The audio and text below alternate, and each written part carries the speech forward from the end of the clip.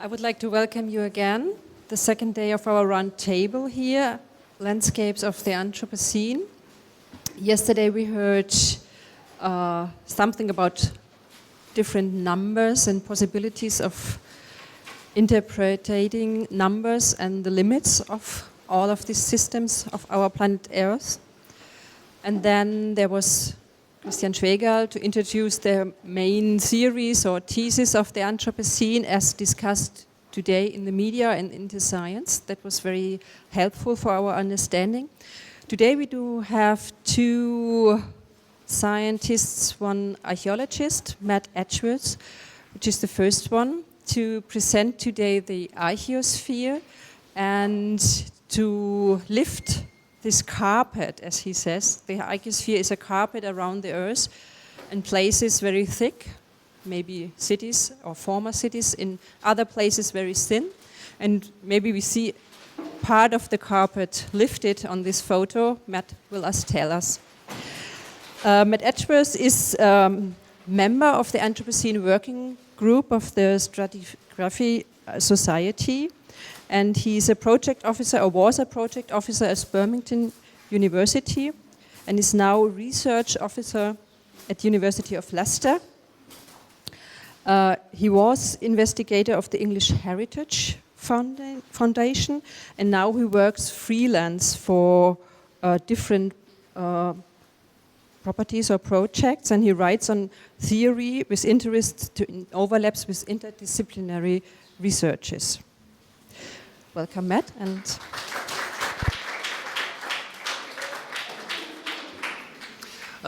can you hear me okay? Okay. First of all, I'd just like to say what a privilege it is to be here in Vienna and to give this talk on this particular spot, and I'll explain why later. I'd also like to say how inspired I am by this artwork here under our very feet.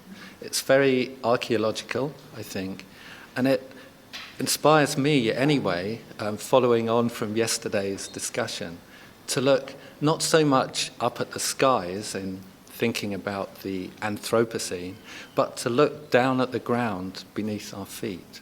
And that's a slightly different kind of approach and a different attitude from many of the things we read about the Anthropocene.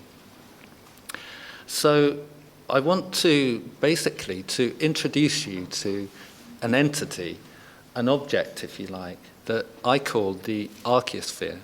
We don't have to call it that, that's just a name. It could be called other things. And it isn't the kind of thing that I can pick up and bring in to show you. It's truly vast, and it covers large parts of the terrestrial surfaces of the Earth. It's all around us, and it's underneath us too. It forms part of the landscape on which we live and work. You know, we inhabit it to a certain extent. And we can't grasp it all in one go. We have to look at it through little windows, so to speak. So, you know, through its local manifestations kind of thing. And in this respect, it's a bit like Timothy Morton's idea of the hyperobject. I don't know if you're familiar with that. Something that's massively distributed in time and space and never apprehended in anything like its totality. Something that's, yet for something that's so large and so influential on our lives, and indeed on the lives of other species, we tend to take it completely for granted. And it takes something of a shock or a jolt to bring it to our attention. So, and this is the kind of jolt that I mean. So I'm going to introduce the Archaeosphere through a kind of story, but this really happened. Okay. A truck driver is heading into the city of Lincoln in England early one morning. He's in a hurry, he's slightly late, he's taking fish to market. And as he comes up to a stone gate at the entrance to the city, He has to make a judgment as to whether the truck is going to fit through or not. And he makes that judgment call, and it's the wrong one. Basically, there's a bang, and the truck comes to a juddering halt. It jams firmly between the road and the top of the gate. Now, I should say that this is actually a Roman gate. It was built over 1,800 years ago, and it's been in use all that time as a sort of gate into the city.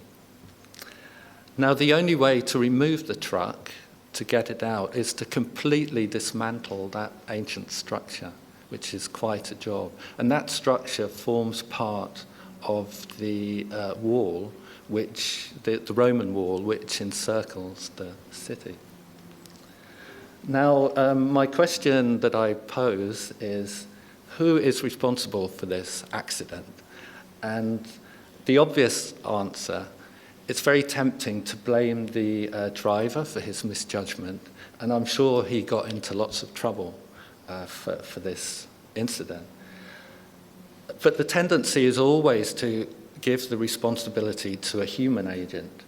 And in actual fact, there's another agency, another entity involved here. And this should also be held to account. And that entity is the Archaeosphere. So let me just explain what I mean. When the gate was built in the 3rd century AD, it was easily big enough for a truck-sized vehicle to get through. Hay wagons, things like that. The ground was actually 2 meters lower than it is now. So the gateway was much bigger, almost twice as big, as you see it in this picture. Easily big enough for a truck to get through. Now, over hundreds of years, that the road surface obviously gets worn down by traffic and so on, and the road surface needs to be replaced. So you've got a kind of wearing down of the ground, but you've also got another movement upwards. And the ground gets, over hundreds of years, the ground gets repaired and replaced many times. And each successive road surface is laid on top of the previous one. Sometimes you're using river cobbles, which come from the river nearby. Sometimes you're using stone from quarries or gravel from quarries. And the ground rises upwards. So maybe only by about a centimetre, half a centimetre, a fraction of a centimetre a year, which doesn't sound much, but over hundreds of years, or 1,000 years, or 1,800 years, that actually adds up to a significant rise in the ground surface. So we're starting to think on a different timescale here. And it's not just the road. The same process is taking place either side. So as houses are constructed and demolished and replaced, you get a kind of build-up of occupation debris and demolition rubble, raising the ground surface up. And so just to give you an idea here of the true height of this gateway and the true depth of the Archaeosphere. But it's important to realize that the gateway didn't sink into the ground. Rather, the ground rose up around it, engulfing it and partly submerging it. And if it were not for the growth of the Archaeosphere, I submit, reducing the height of the gateway, pushing the level of the roadway upwards, the accident wouldn't have happened. So I'm spreading the blame, so to speak. It's not just a human, there's a material involved. But the accident, if you think about it, it took place in a split second. But there's a longer time scale involved here as well. So it's like a kind of collision of temporal scales. You've got your truck driver, slightly late, going headlong through the gate, heading for market. On a human scale, But then you've also got, on a very different archaeological scale, you've got the rising of this ground surface, which you'd hardly notice on a human scale, if you notice it at all. So in my view, it takes an event like this sometimes to bring the Archaeosphere, to bring this entity to our notice. But of course, this isn't just restricted to Lincoln or indeed to historic towns in England. Humanly modified ground has been growing throughout the historic core of European cities, like Lincoln, for centuries. It's a submerged presence in cities throughout the world, and not just modern cities, not just ancient cities, but modern cities too. So I'm thinking of places like Chicago, Hong Kong, Beijing, London, Mexico City. The list is extraordinarily long. And each have different kinds of this ground, but, and of course Vienna is on that list too. Vienna is quite special, which I'll go on to explain why. But I think that only now is the existence of this layer kind of surfacing into our consciousness. Its roots go way back in time, but we're just beginning to realize how important it is. So in that sense, it's truly a feature of the Anthropocene. Right, well, Vienna was the place where this entity was first really noticed and recorded and mapped. And that, of course, was Edward Suess, and who worked here in Vienna. And he called it, excuse my pronunciation if I get it wrong, but he called it the Schuttdecke, which I understand as the rubble layer or the rubble blanket or something of that nature. And he described it in Vienna as over 30 feet deep in places, sometimes deeper. And it consisted of clay and sand, which had come from the geological material below, mixed together with brick fragments, broken glass, coins, clay jars, bones of humans and domestic animals, even bits of telegraph wire. And he mapped the extent of that deposit. And this is one of the maps at the back of his book on the ground of Vienna. And you can see on that map that our present location is actually on that rubble ground. So it's not only a privilege to be on this ground that Katrin and Nina have laid here, but also on Edward Suess's ground as well. And I would only point out to Nina and Katrin that there is actually some kind of stratigraphic relation between this ground and Suess's ground below, which he mapped here.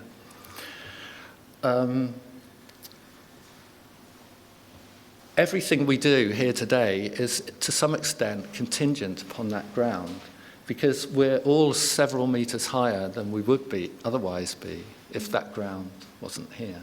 So, now, the Schuttdecke is drawn in vertical section here by Suess. And it's the top layer directly underneath the buildings. It's got cellars in it and things like that. The layer below that, I understand, is mainly alluvial sands and silts and clays. And these artifact-rich layers, this rubble layer that Suess described, stands in stark contrast to the layers below.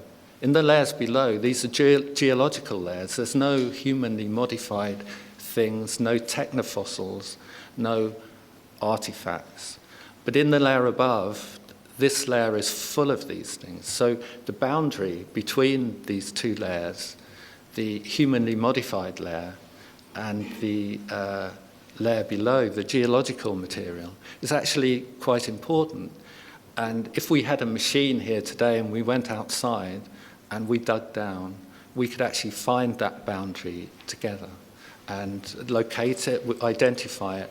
You know, it's a real thing. You can touch it, you can feel it, you can smell it sometimes.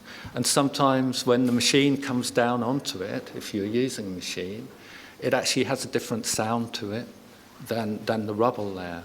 So as archaeologists, we tend to use this layer quite a lot. We often use it as the downward limit of our excavations, because obviously, being archaeologists, unlike geologists, we're mainly interested in the humanly modified deposit. So that's the main focus of our attention. It's interesting to note that for Soos, the Schuttdecker, the rubble layer, includes the filled-in moat of the city. I've just been on a walk all around the route of the old moat, which of course was filled in the mid-19th century. And I understand that Soos was very much around at that time, just before the moat was filled in, and at the time it was filled in. And he counted that as part of the Schuttdecker, and the moat is full of this artifact-rich rubble and other material that's humanly related, humanly modified in some way. Crucially, Soos understood that this isn't just an ancient layer, it's not just something to do with the past. It's very much a part of the present, and indeed part of the future too, with much of it being transformed and recycled in the present day, in the time of Soos, and also in our time as well. So we mustn't let anyone consign this to the past, entirely to the past. And Soos illustrated this by drawing quarries and things that people were digging, where people were actually digging for building material. They're effectively mining the rubble layer for stone and brick and stuff like that to use in more further building activity. So Soos was very aware of this as quite a vibrant layer, being continually churned over, as it were, continually transformed.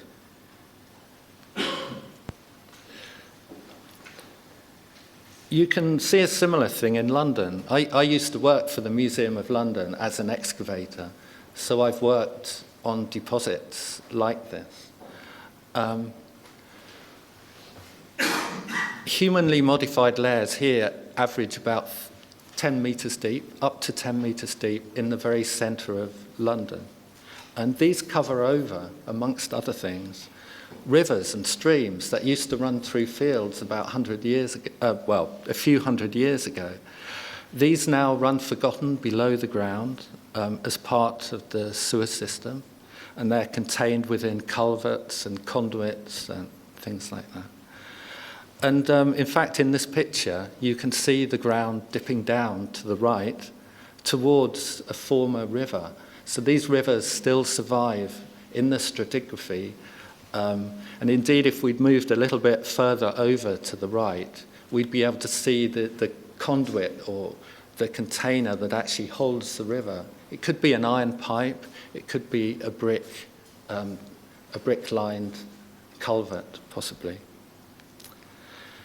And that river is called the Walbrook, and it was a tributary of the Thames, but it's now largely forgotten. And here in Vienna, you probably also have rivers covered over by your rubble layer. Much of this ground can be dated by the artifacts contained within it. So, as you can see, some of it is Roman or medieval, and some of it is post-medieval, some of it is industrial. But the crucial thing is it has no upper boundary. And even its, just find myself in my notes here.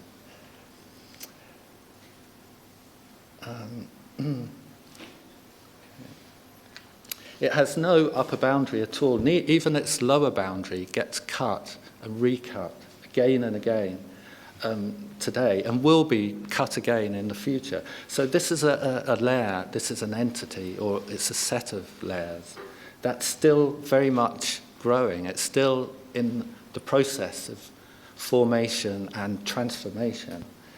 And you can see the building under construction in the background. That will one day be demolished, and some of its material will itself form part of the rubble layer. So this is a layer that is somehow more permanent than the buildings that temporarily sit on top of it. And it kind of invites us to have a glimpse, as it were, of the archaeology of the future, so to speak, where we kind of imagine what our world might be like to some hypothetical archaeologist or geologist in the far future. And although quite funny, this actually illustrates an important point. When we say that this layer is in the process of formation, this really implicates us, ourselves. And that applies even to the scientists who investigate it. So the archaeologists and geologists who study this ground, their excavation trenches and geological boreholes leave material traces in the Archaeosphere. So when we do an excavation, for example, all the time we're coming across these traces of former investigations that have been carried out, which are now as real as stratigraphic entities as, Roman ditches or buildings or medieval priories or whatever.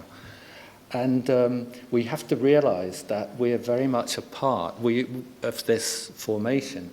We all leave, and artists too, I think, have engaged very strongly with this entity, leaving traces within it. And but it's not just archaeologists, geologists, artists, and so on. It's all of us. We all leave this material residue behind us, which ends up in the ground, this material trace, a physical trace, that will form part of the ground for future generations. And Edward Seuss said something quite interesting. He said that the Schuttdecker contains within it the whole poignant history of Vienna. And it's not just undifferentiated rubble. It's actually got a structure and patterning to it. And since the time of Seuss, archaeologists have actually developed quite sophisticated methodologies for excavating and recording it. And it has a really complex stratigraphy.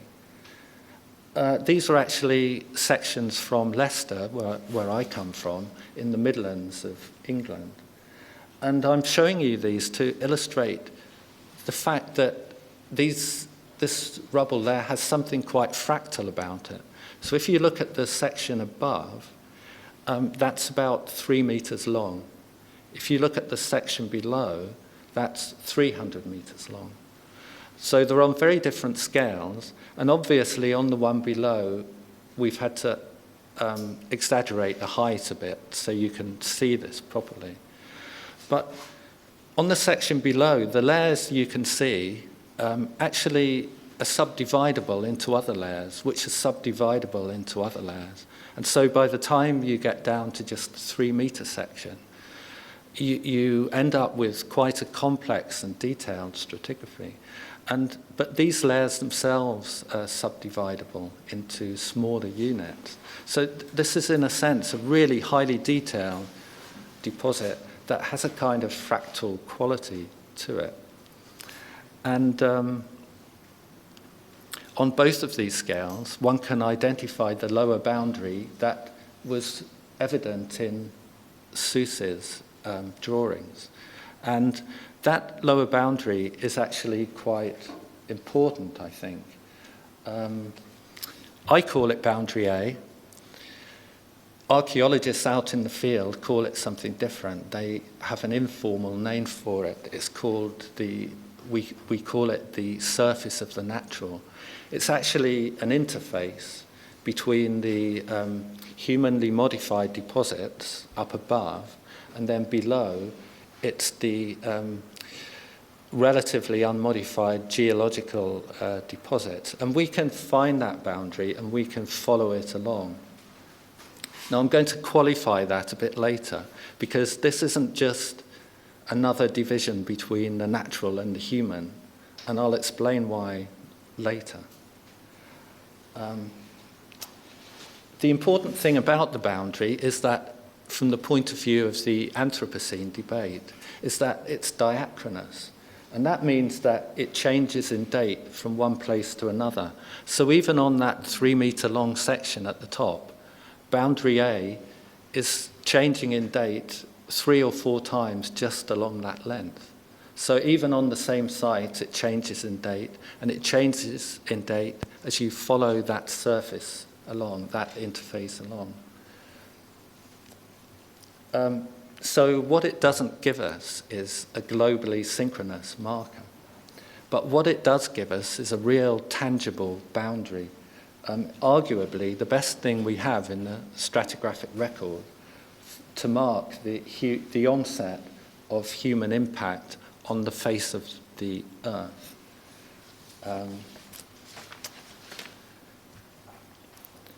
Now, the Archaeosphere is formed by the conglomeration or coalescence of multiple features. Things like ditches, wells, post holes, human burials, graves, building foundations, cultivation soils, service trenches, things like that. It has numerous boundaries and horizons within it, but it's quite useful to think of it as a single entity, as well as an assemblage of a multiplicity of entities. So a single object with a single lower boundary, and that lower boundary is the diachronous boundary A. So let's move away a bit from European cities and look at a very different kind of landscape. This is a Neolithic tell site in Syria. It's called Abu Huraira, and it's on the banks of a former channel of the Euphrates. It's basically a settlement mound. It's about 400 meters by 300 meters and about 12 meters deep at the deepest, 12 meters high at the highest point. And note the hole in the middle of the hillside in the background, because that's actually an excavation trench. And I'll explain the reason for the excavation in a minute. And this gives you some idea of the depth and complexity of stratigraphy that we have here. So it's 8 meters deep, and boundary A is right down near the bottom there. There's a high degree of internal structure and patterning to this. Occupation started here 10,000 years ago. So within these deposits, you have horizons which represent the beginnings of agriculture, the origins of urban settlement, the first appearance of pottery. And remember, pottery in its day was as much a novel material as plastic is today. You have the domestication of certain plants and animals and so on, and all these things, you have a testament to that in the material record here. But, sorry, I'll come back a bit. Much of the top of the mound has been eroded away. So we actually, although we've got 4,000 years of stratigraphy, the top of the mound has gone, so there's a gap of about 7,000 years. And then right at the very top, you have some modern graves cut into the top of these ancient deposits. Now, those modern graves contain things like pottery, and other materials from today, from the 20th century at least, if not the 21st. I'll tell you why not the 21st in a second. But like I was saying before, this isn't a layer that's just to do with the past. It's something that is continually changing and being transformed. Humans continue to transform the surface of the Earth. And that's certainly the case in this location. So along with many other similar tells, it was drowned when the Tabqa Dam was built in the late 1970s. And that created the giant reservoir known as Lake Assad. And the Abu Huraira tell is somewhere under the waters of Lake Assad.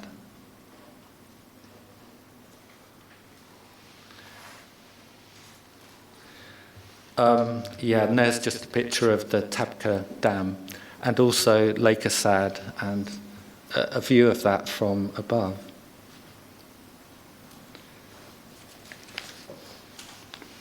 So what this means is that the stratigraphic sequence we looked at earlier actually has a further layer of sediment on top at this moment, which is forming at the bottom of the lake, and then it has all that water on top, meters and meters of water. And what I'm trying to show you, really, is the sheer difficulty in trying to determine a stratigraphic boundary in the ground to mark the start of the Anthropocene. We might say, and some people do, that the transformation of rivers by the building of giant dams in the 20th century is such an important event that we can actually take that as an element of the marker for the start of the Anthropocene. So maybe we could take the base of the sediment at the bottom of the lake as the beginning of the Anthropocene. But if we did that, that would be to ignore the material traces of human impact on the surface of the Earth below that, covered over by that. So, and even the horizon for the first appearance of plastic is actually below that boundary. So there is an argument for taking boundary A as a primary boundary here. But that's not to say that there aren't many other kinds of boundaries within anthropogenic layers. Okay, well, boundary A, the bottom of humanly modified deposits, isn't always thousands of years old. It's often very recent in date. And in many places, it takes the form of quarry cuts. Now, quarries are where most of the material for building our cities and urban infrastructure ultimately come from. And I'd like to make an association here. In Christian's paper yesterday, we heard about the urban landscape and the extraction landscape. But actually, these are very connected, of course, which I think was implicit in your paper. And that is that for every city, you've got to think of a kind of equivalent hole somewhere in the Earth's surface where that material has come from. And not only that, but you've got to consider those voids created in the ground as suitable receptacles for the kind of waste material of the cities. So we kind of tend to use them as landfill and things like that. And where we have these quarries, they create this enormous depth of humanly modified ground. I'm just thinking of examples where I come from in Bedfordshire, where we have clay pits which are dug for the brick industry. So large numbers of houses actually directly derive their material from which they're built from the Bedfordshire brick pits. And these bricks were exported all over the place. Now, when they used these pits as landfill, they didn't stop when they got to the top when they got to where the old ground surface was. They carried on filling it up with landfill. So effectively, you've got like artificial hills. Now, if you go and stand on one of those artificial hills now, and it's an amazing landscape, it has like all these things sticking out, which are effectively for the methane to escape from down below. In some places, it's got burners to burn the methane to prevent explosions in the decomposing material far, far down below. But if you stand on the highest point of one of those artificial hills, you've actually got a depth of 70 meters of artificial ground or humanly modified ground directly beneath your feet. And I find that truly extraordinary. And it's kind of partly illustrated by this picture here.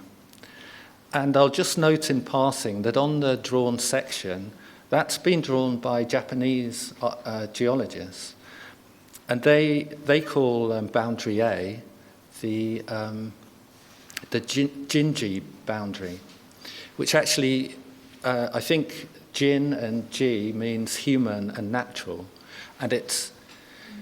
But the name doesn't embody the division between human and natural, I'm told. It embodies the intermeshing of human and natural, which is actually quite different and quite important.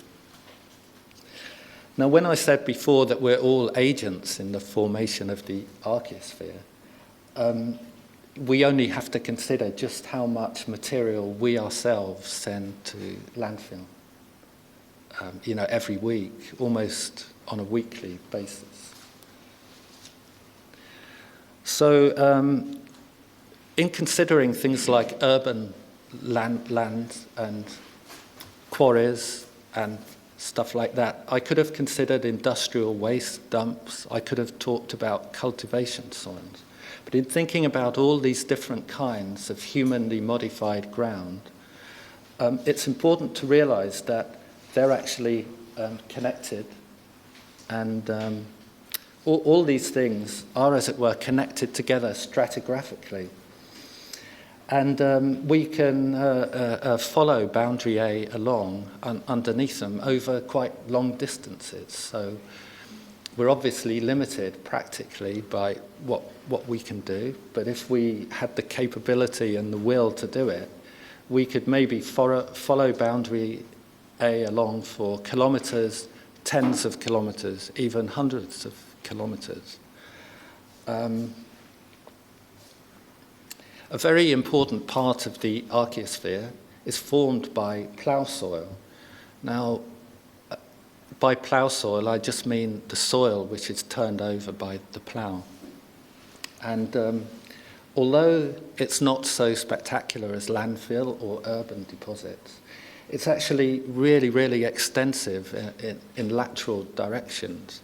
So it may not be very deep. It may be only a meter or so deep.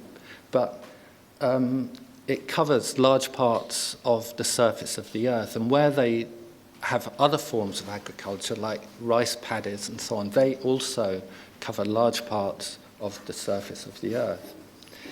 But just sticking with plough soil for the moment, this is an intensively used and recycled and churned over part of the Archaeosphere. And it's actually really interesting when you look at it, the assemblage of artifacts that comes from it. And I was going to bring some here to show you, but I realized how difficult it would be to get it through customs. It's basically things like nails, pottery, glass, and fossils from the geological layers below, which have been disturbed by the plough, and many archaeological artifacts which have also been brought up by the plough from layers below, and from features below which have been cut. So just to, this is really just to show you what boundary A looks like, or one aspect of boundary A, the lower surface of the Archaeosphere. And if you remember, before I said it was an interface. So above you have the plough soil in this case, and that's actually been scraped off in advance of construction. Now what we have here is the one aspect of that interface. So it's the upper surface of natural layers.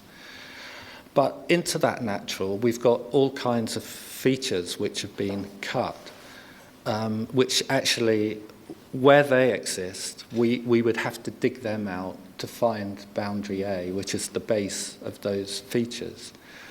So here we have, well, the rectangular grid pattern is the pattern of clay drainage pipes, which was laid down in the mid-19th century. And in Gloria's paper, Gloria describes how this basically transformed England into one giant field. It enabled agriculture to be extended into places where it simply couldn't get to before. You know, you had to drain the land. And these clay pipes in these trenches here performed that function. Beyond that, you have fairly straight ditches of the post-medieval period.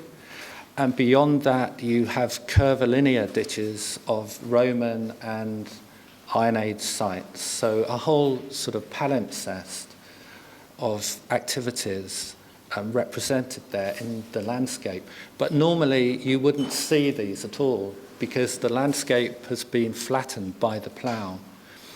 And as archaeologists, it's our job, as it were, to open up the landscape and to reveal this kind of secret underbelly, this hidden underside, which you would be completely unaware of, and which relates to the activity of our forebears and human beings in the past, but not just in the ancient past, in the very recent past as well.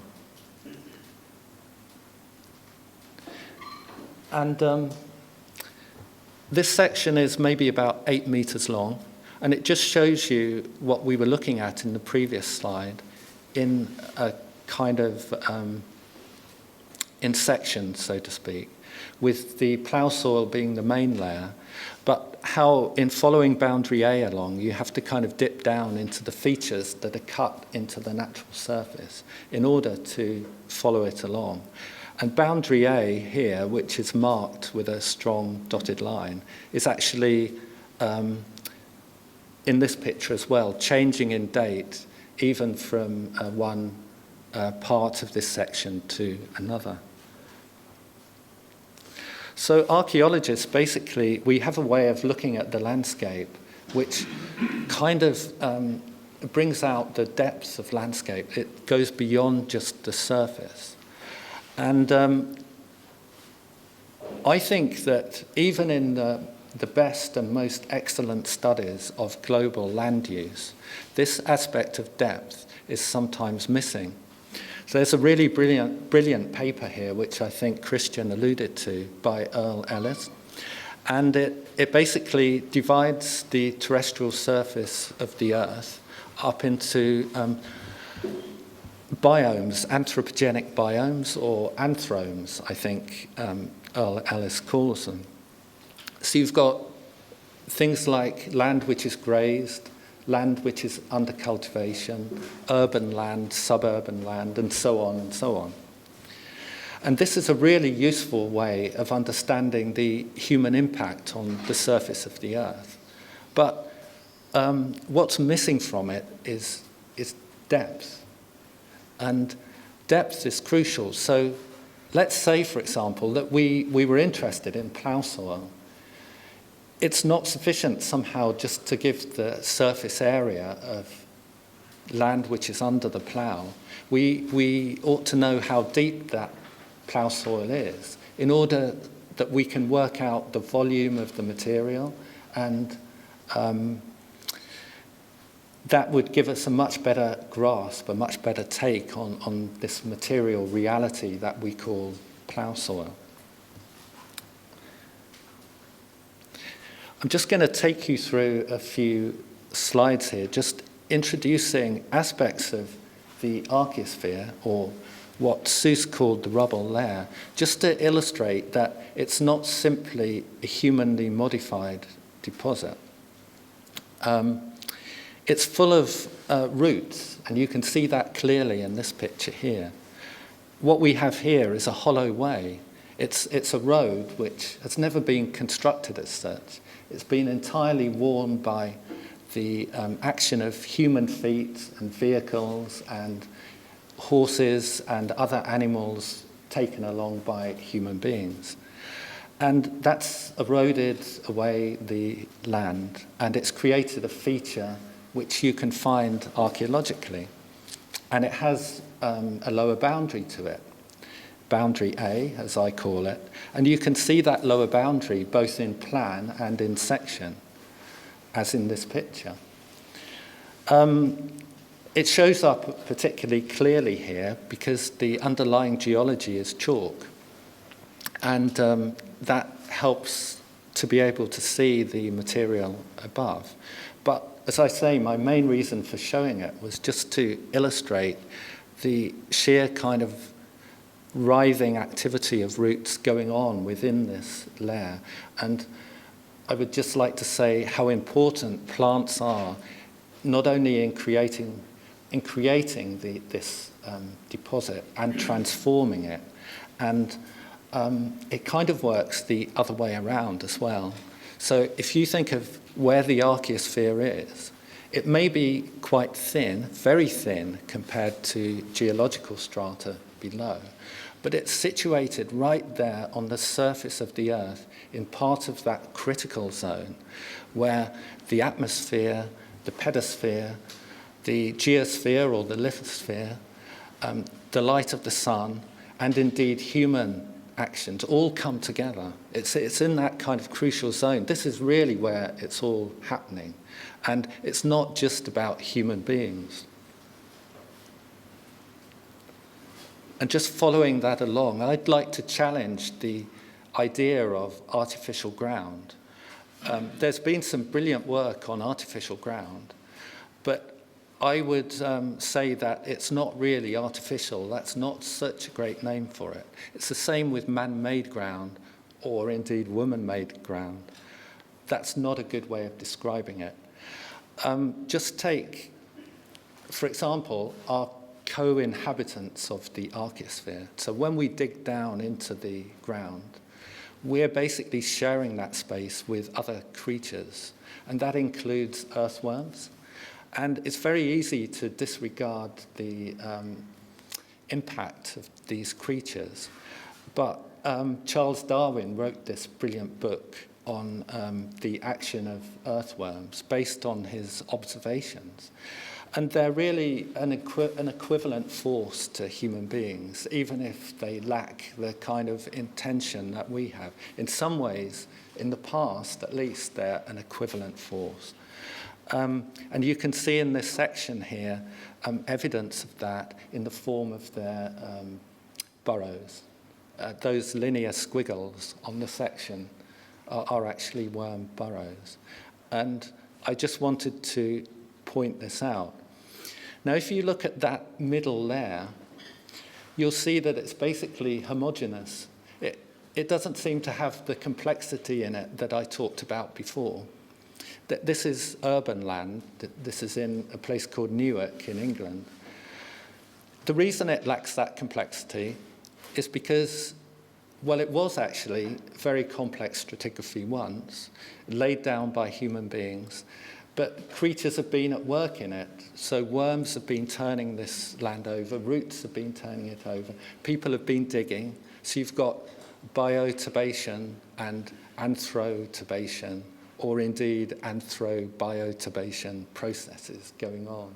And this kind of layer is transforming not just through human activity, it's transforming through a mixture of human and animal and insect and indeed microbial activity. So I could have mentioned, burrowing mammals. It's also important to realize that this layer isn't entirely bad. There are some really bad things about it. It smothers other forms of life. It suffocates. In some places, it's toxic. But there are other instances which can be provided where it actually sustains life. And you can find within it habitats which simply didn't exist before the Archaeosphere was created. You know, for example, rats in sewers is an example. Another example, perhaps extending the concept of the Archaeosphere into the present kind of lived-in space of the urban environment, would be the spiders that hide behind the spaces and walls, and who are just as much inhabitants of our houses as we are. So humans and other beings and geological forces are actually working together to form this kind of hybrid natural artificial ground. And this is something, again, that's quite different from what you read about in a lot of things to do with the Anthropocene.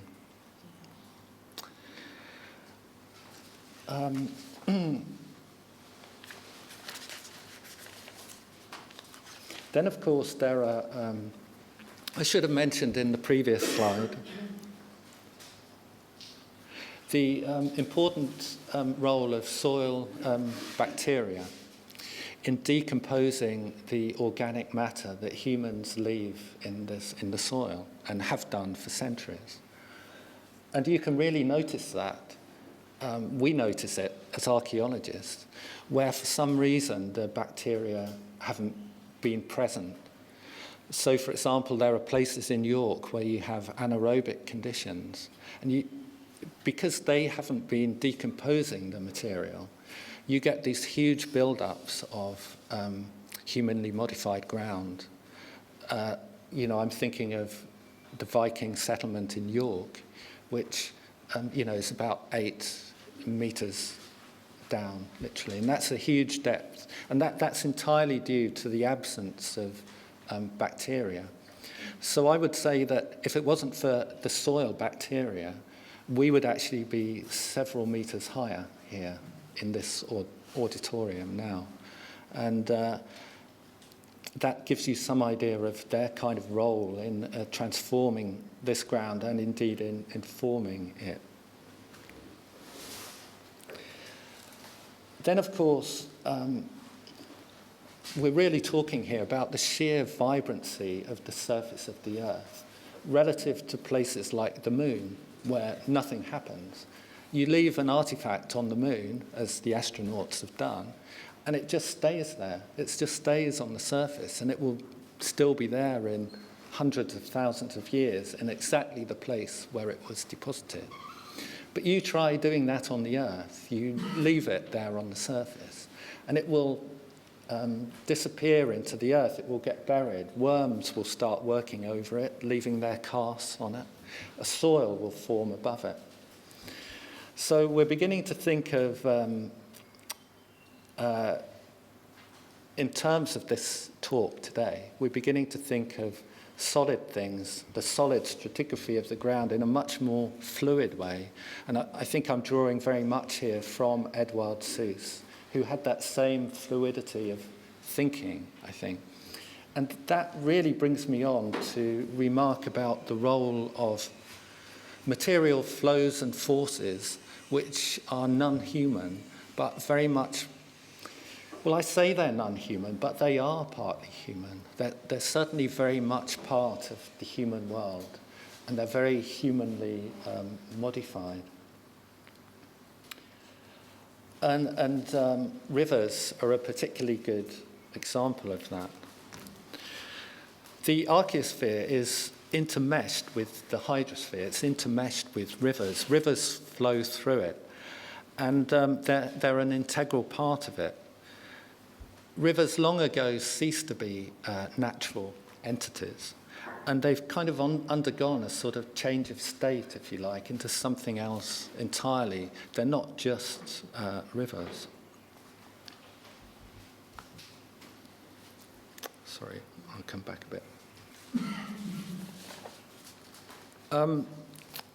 And that I'm going to use as an example of this the Chicago River, which I went out on the Chicago River, so those pictures, that's me in the canoe there. And, but first I have to tell you a little bit about the history of the river. Now, the Chicago River is very small, and it used to flow into Lake Michigan. But as Chicago grew up, they began to realize in the city that their water supply in the lake was being polluted by the river, which was taking all the sewage and the toxins and the industrial pollutants into the lake. So they did something quite radical, and they decided that they would reverse the flow of the river. And that's exactly what they did. Actually, this isn't as uncommon as you might think.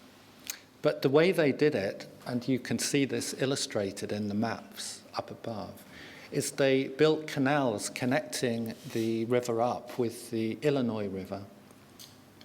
And the waters of the Chicago River were effectively sucked into it. So that from the Illinois River, all that industrial waste and sewage and other stuff from Chicago could be channeled through the Illinois River, through the Mississippi River, to outflow into the Gulf of Mexico. And it effectively still does, although now it's much more processed. I'll come on to mention that in a second.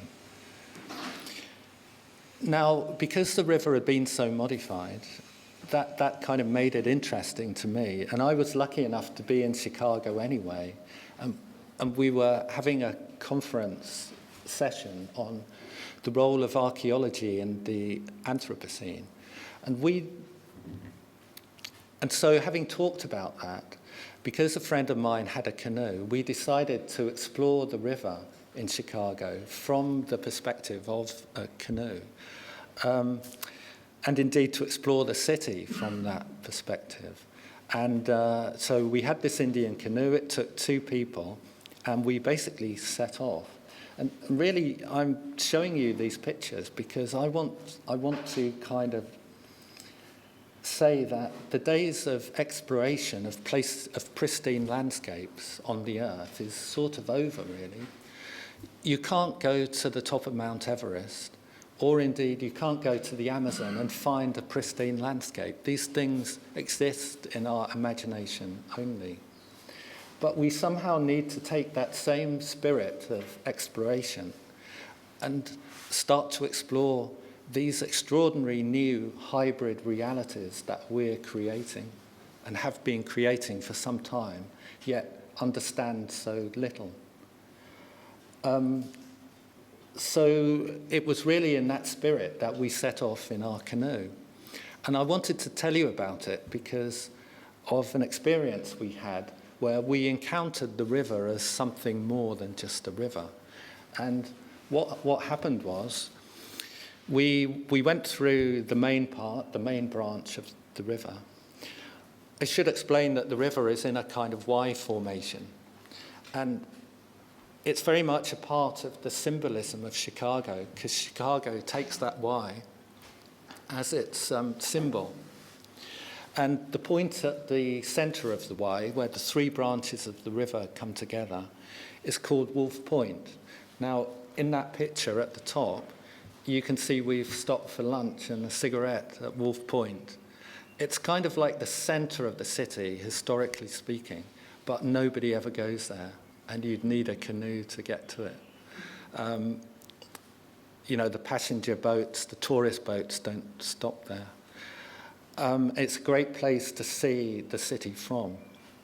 And so we set off from there up the main branch towards Lake Michigan, but you can't get through to Lake Michigan because there's a big river control structure. And then we came back and we set off up the North Branch. And what happened was the surface of the river was completely smooth, and we were just going along and everything was fine and it was really enjoyable. And there were no boats around us at that stage. But then unaccountably, I was steering the boat, I was at the stern. Unaccountably, it became really difficult to steer. And it was like the boat was trying to turn itself around, first one way and then the other. And we couldn't understand this at all. And then there started to be a swell on the river, and the swell got bigger and bigger. And suddenly we were being tossed around like a cork on top of bathwater when somebody moves their hand around in it. And the swell was about 1 metre high at the crest and about 1 metre deep. And we were pretty scared. It was like the kind of thing I've encountered on the sea and been scared on the sea, or indeed on one of the Great Lakes. And no idea at all what it was. And what made it worse was that these waves that were created were bouncing off the metal sides of the river and crashing into waves going in the opposite direction. So there was all this turbulence created. And in the midst of all that, we were kind of holding on just to stay afloat. And then suddenly that just died down and it went back to being as smooth as glass again. And we had no idea at all what it was. And it's only really understandable when you know about the river and what's happened to it and the incredible, not just the reversal of flow, but subsequent transformations that have happened, and the sheer intermeshing of it with the city of Chicago itself. So the watershed of the river is no longer the marshes and the creeks and so on that used to be there. It's the concrete surfaces, it's the vertical surfaces, it's the concrete car parks, the tarmac and things like that. This is where the water is collected and runs into the river through sewage pipes and so on.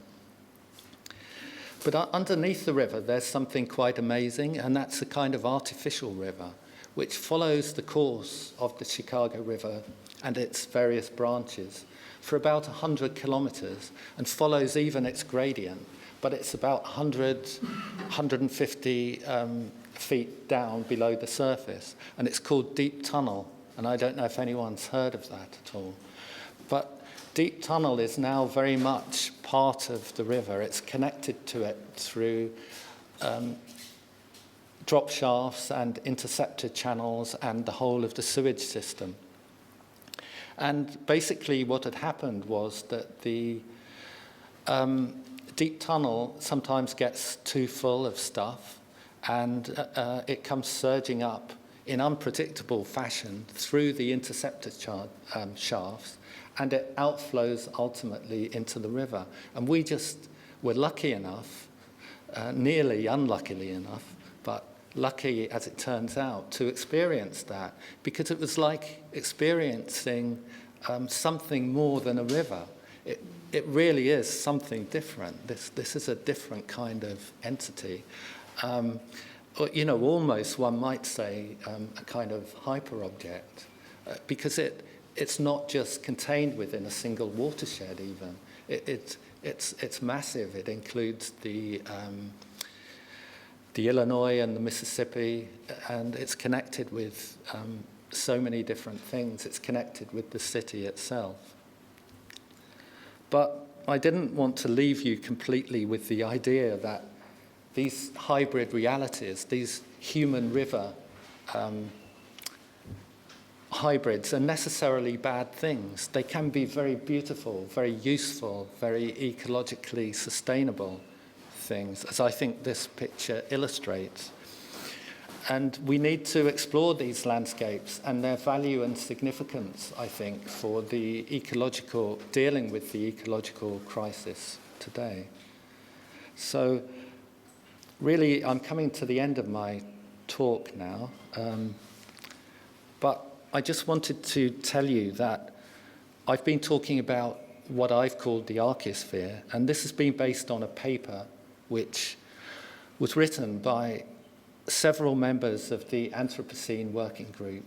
And we're kind of quite the authors, a rare collaboration of soil scientists, archaeologists and geologists. And that doesn't happen very often. And it gives a slightly different perspective on issues to do with the start of the Anthropocene. I think the main difference is that it very much takes its cue from the stratigraphy itself. It kind of starts from the material. It doesn't kind of start with a conceptual idea of where one thinks the boundary should be placed. So we kind of look at the ground and see what the ground is telling us, so to speak.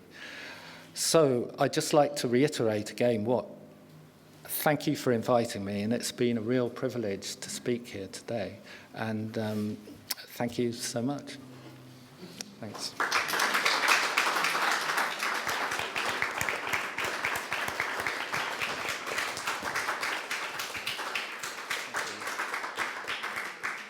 Yeah, thank you, Matt. It was really fantastic.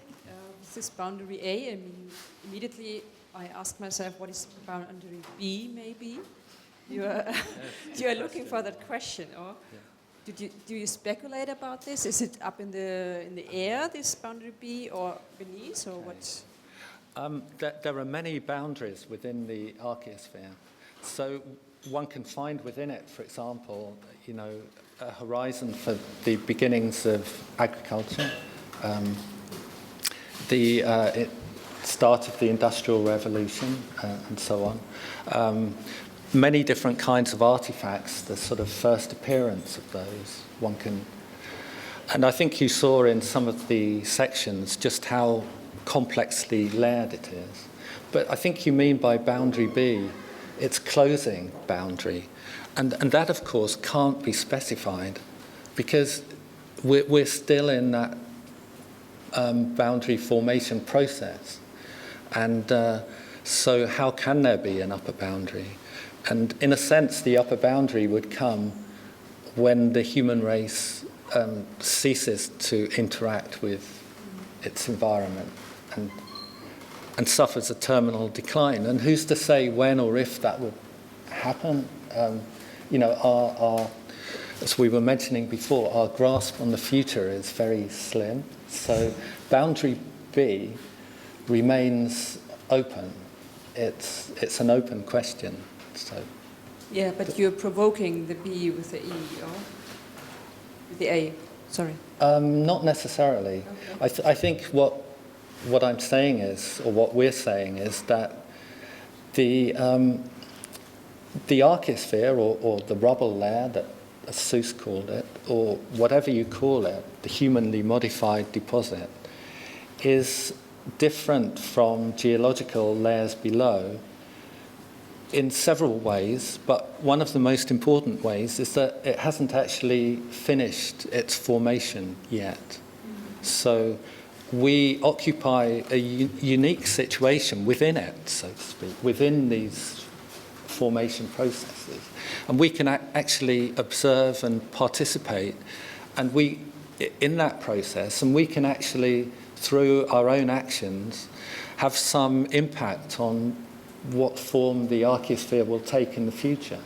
And so, for example, how we deal with the ecological crisis might determine where boundary B actually falls in the end.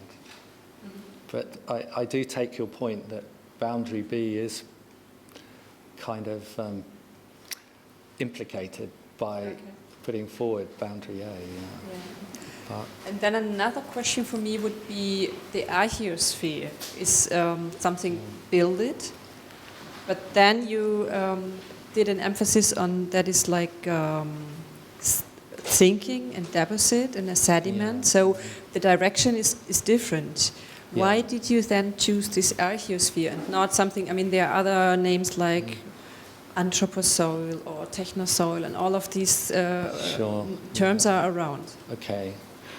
I think the reason for choosing the name, and I agree the name has many drawbacks to it, but the reason for choosing it was to offset part of, I think, a tendency to regard artificial ground or humanly modified deposits as being very recent, so only to do with the Industrial Revolution or later. I think we wanted to bring to light the extraordinary depth of these and the sheer kind of substantial character of these deposits that precedes the Industrial Revolution, but importantly doesn't come to an end at the Industrial Revolution or at the onset of plastic technology or whatever. So it was trying to tie together archaeological evidence with evidence of what's happening today, because really there's no boundary between, well, there are many boundaries, internal boundaries, but there's no substantial boundary between what's happening today and what was happening a few hundred years ago. You know, this layer, this accumulation started forming. It's hundreds of years ago in places, thousands of years ago in places. In some places, it's only just beginning to form in that place. In some places, it hasn't yet formed. So in that sense, it's to do with the future rather than just the past. And I think it's really important not to take this deposit and say, well, that belongs to the past. It's different from, you know, where we find plastics. We use plastics as markers for what we do all the time. And it will be really interesting to hear Heather's talk where she says about plastics. But that's a material that we deal with as archaeologists. And as well as things like pottery, which are still very useful alongside plastics. I think the really important division in geological terms, from the point of view of this paper, comes where you have that division between natural fossils of biological organisms and what's being called technofossils, which are artifacts created by human beings. But of course, they're not restricted to recent centuries.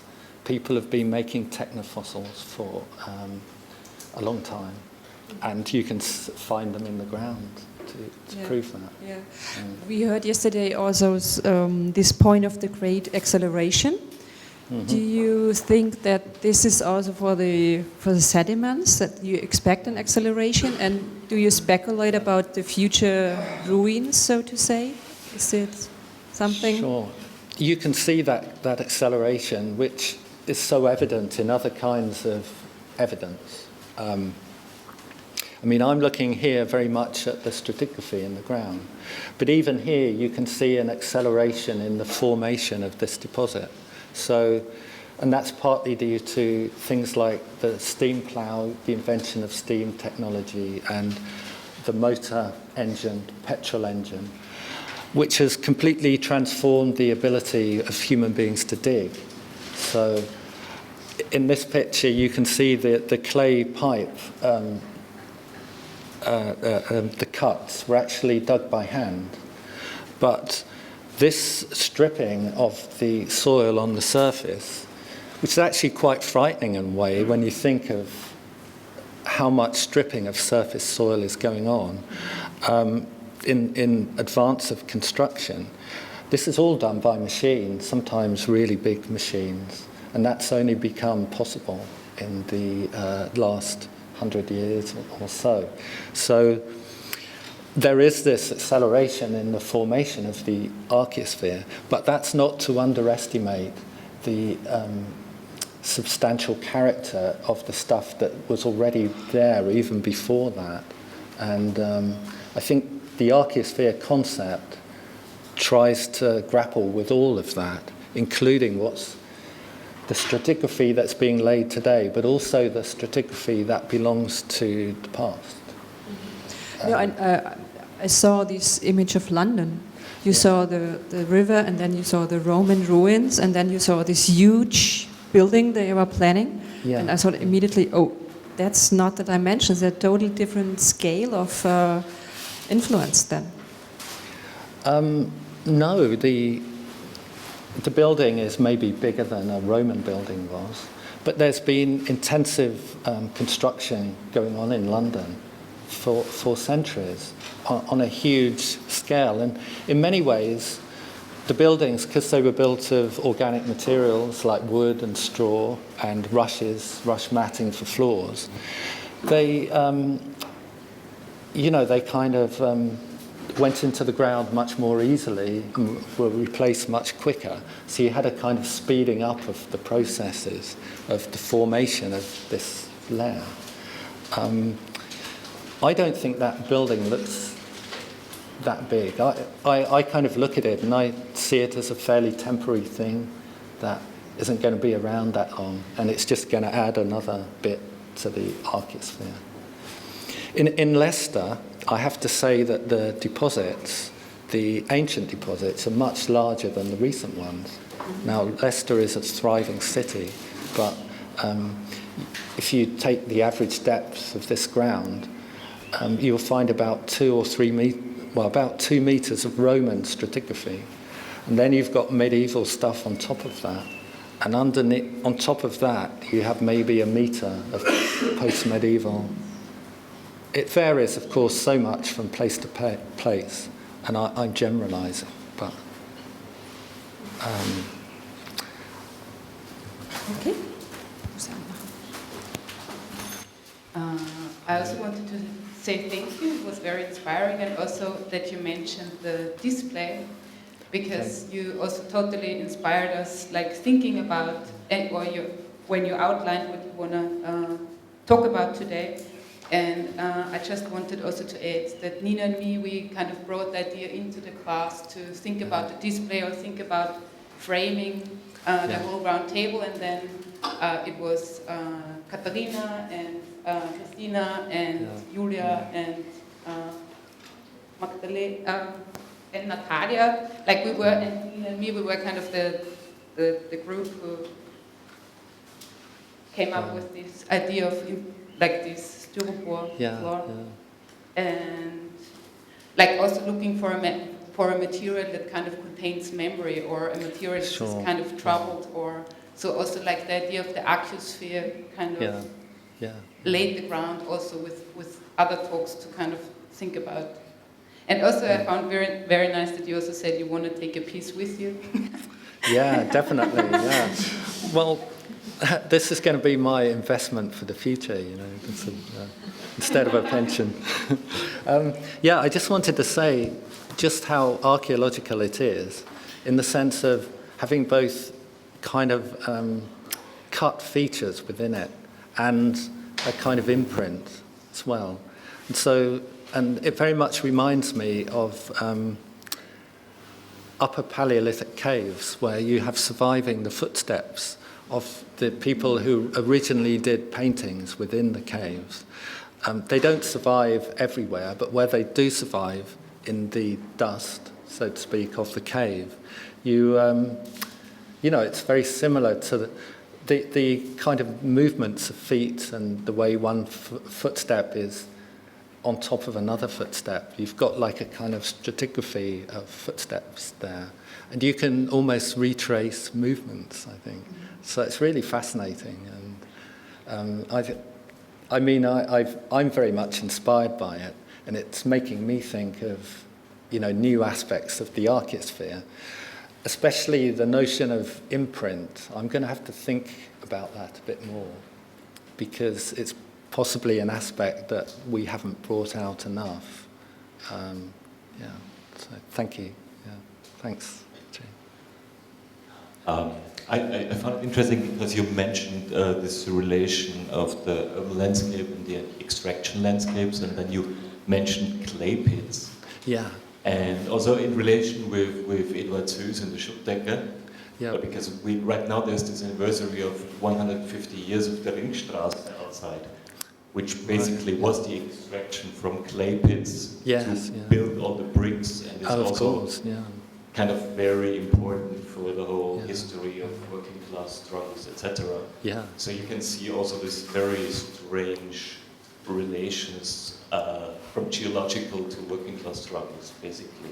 And I don't know, do you know if did Edward Suess anticipate that this clay would be the next layer of rubble, so to speak? I think so. That was very much implicit in his description of it, that it's a kind of ongoing layer, still in transformation. And he was aware when the moat was infilled, because correct me if I'm wrong, but the ringstrasse was laid on top of the infilled moat, wasn't it, I believe? And that was all in Seuss's time. So the infill of the moat is actually, Seuss maps that as part of the rubble layer. That's the moat that's outside of here, that surrounds the city.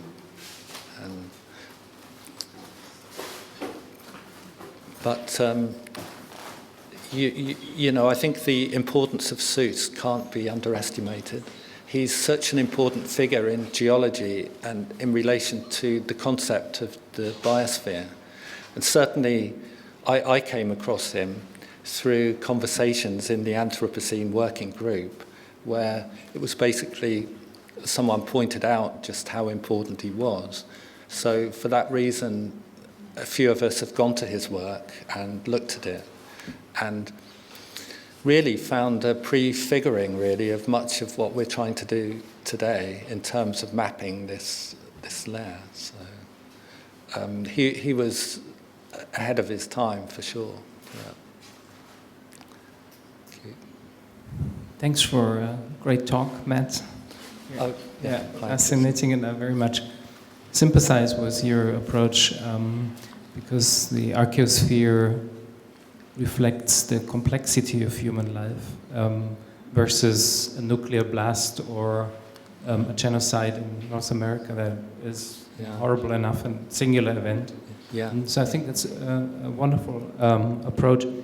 A couple of questions about this. Is there like a minimum concentration when something qualifies to become part of the Archaeosphere? So is like one artifact or human trace per square kilometer enough, or sort of when does it start in that respect? And then do you have estimates of the global extent of the Archaeosphere? And also including perhaps the seafloor, because that's 70% of Earth's surface. Okay. All these issues we dealt with in the paper. Whether we answered them properly or sufficiently, I'm not sure. But in terms of what constitutes the Archaeosphere, this is like the Archaeosphere in a sense. If it was in the ground, I think we define it as a stratigraphic deposit in the ground. But you're right to argue that it's very difficult to define the edge of that, because in the upper part, you come into the zone of sort of things which are in use, you know, urban infrastructure, like service trenches for sewage, for electricity cables, things like that.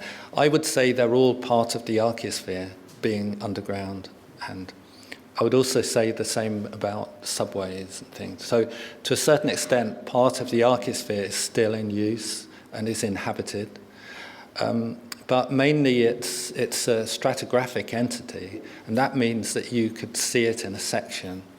And for it to be the Archaeosphere in the sense of humanly modified ground, it would have to, you know, have some trace of human activity. And now that doesn't have to be like a landfill deposit where it's full of plastic.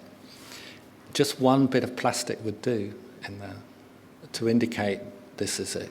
One sweet paper, one flint scraper or arrowhead is fine. I mean, I see these things as equivalent. I see no difference, essentially, between a sweet paper and an arrowhead, because it's a trace of human action, essentially, of whatever date it comes from. With regard to the actual extent of the Archaeosphere, just as a rough guess, I mean, the thing is, it needs to be mapped. We need to map this deposit. So I can't quantify it. It does have the capability of being quantified. I would say about half the terrestrial surfaces of the Earth, that's just a guess, have some trace of the Archaeosphere on. But there are many places where you'd find no trace, and there are many places where the Archaeosphere existed and it's been eroded away by rivers or by wind, like in deserts and so on. So it's a difficult question. Now, with regard to whether the Archaeosphere extends into the sea and onto the seabed, well, for sure, absolutely, it does. And you can map it there. You can explore the stratigraphy of the seabed and lake beds, and you can look at the deposits that are contained within them. But I have to admit, I come from a landlocked county in England, and I love going out on a canoe on rivers, but I know nothing about the sea. You know, it scares the living daylights out of me. And when it comes to arguing about the extent of the Archaeosphere in marine deposits, I'm getting literally a bit out of my depth, so to speak. But for sure, it is, you know, we can see it there. We can see what the accumulation of plastics on the seabed. We can see what ships deposit overboard, and which accumulates in certain parts of the seabed, you know, as ballast, for example. And you've got places, just thinking around the English coast, where you've got ballast kind of dug up, deposited in one place, and then they've realised it's useful, so they've scooped it up again from the seabed, creating a cut feature there, and you know, actual boundaries, stratigraphic boundaries. And then they've used that as ship's ballast again and deposited it elsewhere. So there's lots of things going on there, and this all needs to be chronicled and mapped. And so, thanks. Yeah, many thanks for your talk. I have a kind of logical question. You talked about layers and boundaries, and I asked myself, is there a difference between the logic of boundaries and thinking in layers? Okay. Not really. The logic of layers and layering kind of implies boundaries as interfaces between the layers. So when we look at a stratigraphic sequence in section, we can see all these different layers within them, but we're also looking at the boundaries or horizons between those layers. So the one kind of implicates the other, so to speak. And I think with regard to the debate about the Anthropocene, the lower boundary becomes especially important. But that's not to... You could, in principle, select one of the inner boundaries. So you could say, for example, we're going to use the onset of plastic as the marker for the Anthropocene. And you could find that boundary in the ground in many places. It's not as extensive as boundary A, but you could find it simply because plastic is so present in plough soils. You know, you wouldn't think it would be, but it is. And often not very much of it, but it is there. But you would have to accept that that boundary, like boundary A, is a diachronous one. It's not a synchronous boundary, which is what many people are looking for, you know, for very good reasons. So there are many boundaries there within the Archaeosphere, and one doesn't have to take boundary A. That's just my predilection, so to speak. One could fix upon another boundary. Yeah. Thank you. I asked if thinking about boundaries takes an emphasis on differences, and thinking about layers maybe emphasizes the similarities. And so maybe there's a difference, a slight difference between focusing on boundaries or focusing on layers. It's a similar question. What is the logic about thinking limits? For example, limits to growth. Yesterday's I try to parallelize this structure Sure. in a topological way, what it means to focus on boundaries, on differences. Yeah, for sure. I mean, just a kind of very general comment on that is that the planetary, I mean, you know, I mean, what I got from your paper is that the more you look at something, the more differentiation you see within it, so that these kind of boundaries appear as you study it more. And but in terms of planetary boundaries, you can find a sort of variation, a very dead variation, admittedly, of the Archaeosphere on the Moon. You know, it's beginning to form in places, and arguably on Mars. It's not vibrant and full of life like it is on the Earth. And I would argue that the planetary boundary itself it's a really useful concept in some way, but I think, like you're intimating, all boundaries are both helpful and they also constrain you in ways. I'm sure that applies very much to us as archaeologists as well, you know. So we're kind of trapped within our boundaries, you know, and that probably applies also with regard to the creation of a chronostratigraphic time frame.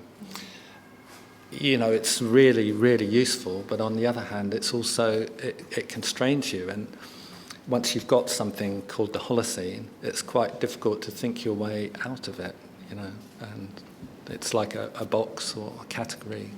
And so, thanks. I think the funny thing about the planetary boundaries is that they are not really planetary, they are civilizational boundaries. The planet, I mean, like the climate has no boundaries, it will just go on, it will just be a different climate, but will it offer human civilization environment to thrive? Same with biodiversity, you know, it will continue to exist. So this is a bit of a misnomer, and it kind of also limits our, well, it makes the planet look like a thing of scarcity, where it's a thing of abundancy, and in that way, what you said, it limits our imagination in a sense. Yeah, sure. I was wondering if you ever thought of if there is another organism on Earth that leaves such a traceable boundary in the soil as we do. Yeah, that's a really good question, and I would say earthworms are a contender, as I argued, and certainly microbial activity is also a contender, and it's possible that being human, we tend to overemphasize our own impact on the Earth.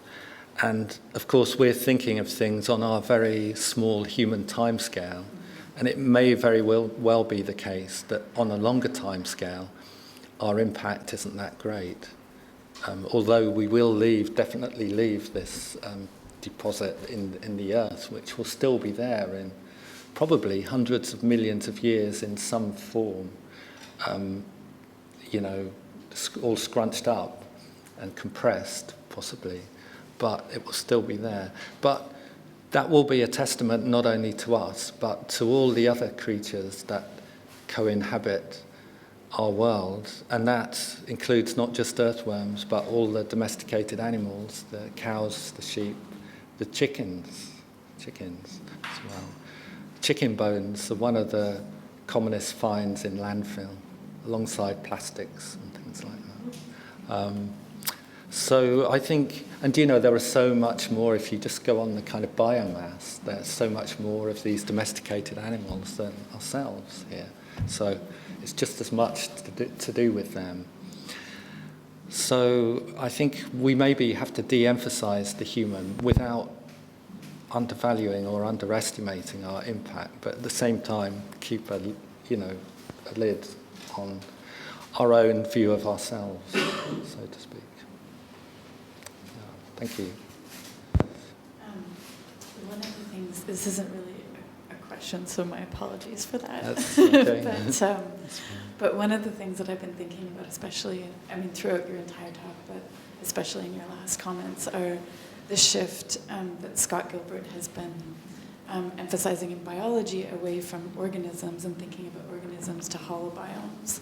So thinking about the ways in which an organism is actually an ecology sort of unto itself, and that, and it really reminds me of the ways in which you're talking about the archaeospheres, that it's actually this kind of, in living in a very literal sense, but it really is the kind of decompressed living materials as well, that from the surface into this, into something that isn't like an organism in the sense of, or in our conceptual apparatus of what that might mean because of the very clearly defined boundaries, but is rather this kind of ongoing system that has many things that interact with it. Yeah, that's a really good comment. Yeah, thank you. I agree.